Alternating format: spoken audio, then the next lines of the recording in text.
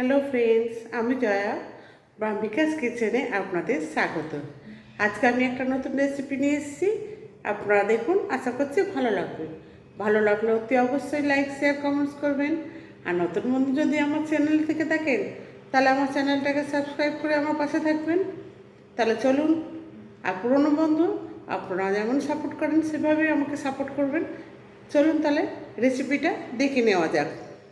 এটা বানানোর জন্য আমি এখানে একটা মশলা বানিয়ে নেব। প্রথমে হাফ চা চামচের মতো জিরে গুঁড়ো, আর 1 চা চামচের মতো ধনে গুঁড়ো, আর হাফ চা চামচ মতো হলুদ গুঁড়ো, আর 1/4 ভাগ হচ্ছে লঙ্কার গুঁড়ো। ঝালটা আপনারা আপনাদের মতো করে দিয়ে নেবেন, আমি এখানে আমাদের মতো করে দিয়ে নিচ্ছি। দিয়ে এটা একটা পেস্ট বানিয়ে নেব আমি।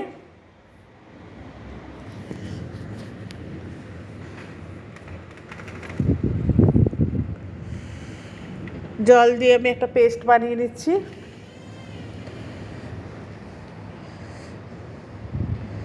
এবার আমি এখানে একটা পেঁয়াজ নিয়েছি, একটু বড় সাইজের পেঁয়াজ নিয়েছি। নিয়ে পেঁয়াজটাকে আমি ভালো করে টুকরো করে নেব।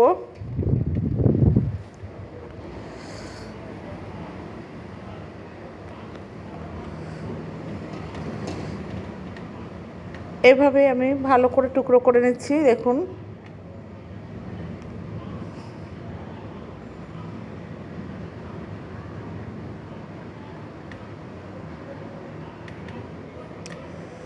পেঁয়াজগুলো আমার মোটামুটি টুকরো করা হয়ে গেছে,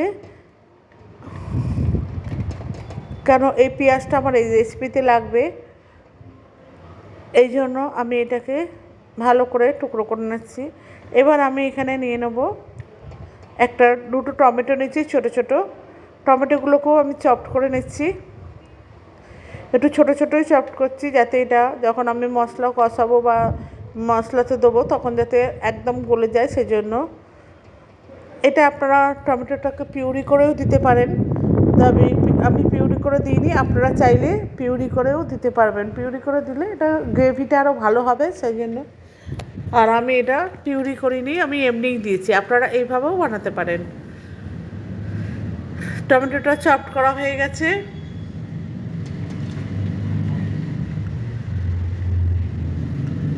আমি একটা বাটিতে তুলে নিচ্ছি।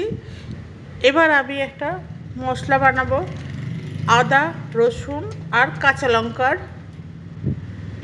রসুন আমি অল্প দিয়েছি, আপনারা চাইলে রসুনের পরিমাণটা একটু বাড়িয়ে দিতে পারেন।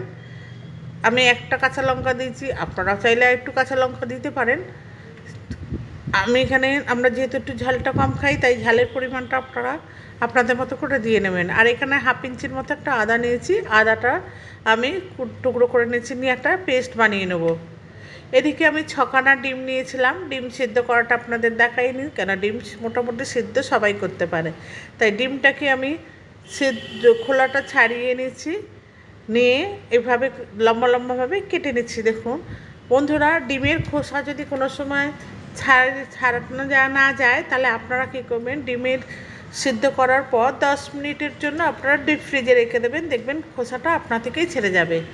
এবার এখানে নুন, হলুদ দিয়ে ভালো করে ম্যারিনেট করে নিচ্ছি, কারণ অনেক সময় ডিমের খোসাটা ছাড়ানো যায় না, তখন কি হয়, ডিপ ফ্রিজে ডিমটাকে রেখে দিলে আরামসে খোসাটা ছাড়ানো যায়।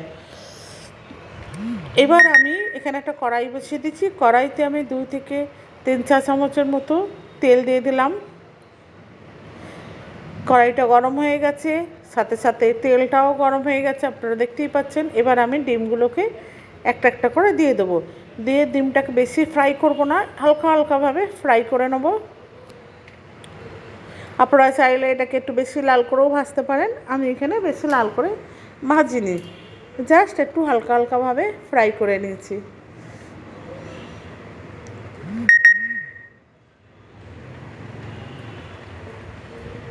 দিয়ে এটাকে আমি নেড়ে ছেড়ে ভেজে নিলাম। এবার আমি ডিমটা ভাজা হয়ে গেছে, এবার আমি এটাকে আস্তে আস্তে একটা পাত্রে তুলে নেব।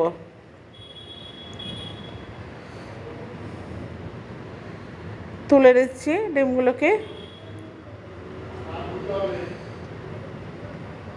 এবার ওই একই তেলের মধ্যে আমি এখানে ফোড়ন হিসাবে দিয়ে দেবো একটুখানি জিরে, মানে 1 চামচে 4 ভাগের 1 ভাগ জিরে, গোটা জিরে দিয়ে দিলাম। আর দিয়ে দেবো কিছুটা গোটা গরম মশলা, যেমন দারচিনি, লবঙ্গ, ছোটো এলাচ, এইগুলো দিয়ে দিলাম। দিয়ে একটুখানি ভাজা হয়ে গেলেই আমি এখানে দিয়ে দেবো, আমি ধিমি আঁচে রান্না করছি, দিয়ে পেঁয়াজ কুচোনোটা দিয়ে দিলাম, যে চপ করে রেখেছিলাম পেঁয়াজটা সেটা দিয়ে দিলাম। দিয়ে ভালো করে নেড়েচেড়ে ভেজে নেবো। ভাজা হয়ে গেছে। এবার আমি এখানে টমেটো কুচিটাও দিয়ে দিলাম, কারণ টমেটো কুচিটা দিয়ে দিলে আগের থেকে টমেটোটা নরম হয়ে যাবে। এবার আমি এখানে একটুখানি আদা, রসুন আর কাঁচা লঙ্কার যে পেস্টটা বানিয়েছিলাম সেটাও এখানে দিয়ে দিলাম। দিয়ে এবার একটু পেঁয়াজ আমি বেটে রেখেছিলাম, সেটা আপনাদের দেখানো হয়নি, আধখানা পেঁয়াজ একটা পেস্ট করে রেখেছিলাম, সেই পেঁয়াজটা দিয়ে দিলাম। আর দিয়ে দিলাম যে মশলাটা পেস্ট করে রেখেছিলাম, জিরে, ধনে গুঁড়ো, সেই হলুদ, লঙ্কার গুঁড়ো, সেটাও আমি এখানে দিয়ে দিলাম। দিয়ে ভালো করে আমি এবার এটাকে কষিয়ে নেব। এর ফলে কী হবে, টমেটোটা পুরো নরম হয়ে গলে যাবে। এবার আমি এখানে স্বাদ মতো লবণ দিচ্ছি, পরিমাণ মতো লবণ দিয়ে নিয়েছি, আপনারা আপনাদের মতো দেবেন টেস্ট অনুযায়ী। এবার ভালো করে আমি এটাকে নেড়েচেড়ে ভেজে নিচ্ছি যতক্ষণ না তেল রিলিজ হচ্ছে। দেখুন তেলটা ছেড়ে দিয়েছে, মশলাটা আমার ভাজাও হয়ে এসছে।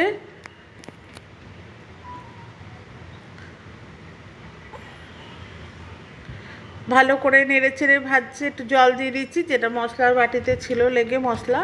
এবার আমি একটু জল দিয়ে দিলাম, দিয়ে জলটা আমি ঠিক পরিমাণ মতো দেবো, আপনারা আপনাদের পরিমাণ মতো দেবেন। আমি 4-5টা কাঁচা লঙ্কা দিয়ে দিচ্ছি ছিঁড়ে, দিয়ে ঢেকে দিলাম। ঝোলটা ফুটে উঠলে আমি ডিমগুলোকে দিয়ে দেবো। দেখুন ঝোলটা ফুটে উঠেছে। এবারে আমি এখানে ডিমগুলোকে দিয়ে দিচ্ছি। নতুন বন্ধু যদি কেউ থেকে থাকেন আমার চ্যানেলে, তাহলে আমার চ্যানেলটাকে সাবস্ক্রাইব করার অনুরোধ রইল। আর পুরনো বন্ধুরা এতদিন যেভাবে সাপোর্ট করেছেন সেইভাবেই সাপোর্ট করবেন। আর ফেসবুক পেজ থেকে যদি দেখে থাকেন তাহলে আমার ভিডিওটা, তাহলে আমার চ্যানেলটাকে ফলো করা, এই পেজটাকে ফলো করার অনুরোধ রইল। ভিডিওটা ভালো লাগলে তাহলে অতি অবশ্যই লাইক, শেয়ার, কমেন্টস করবেন।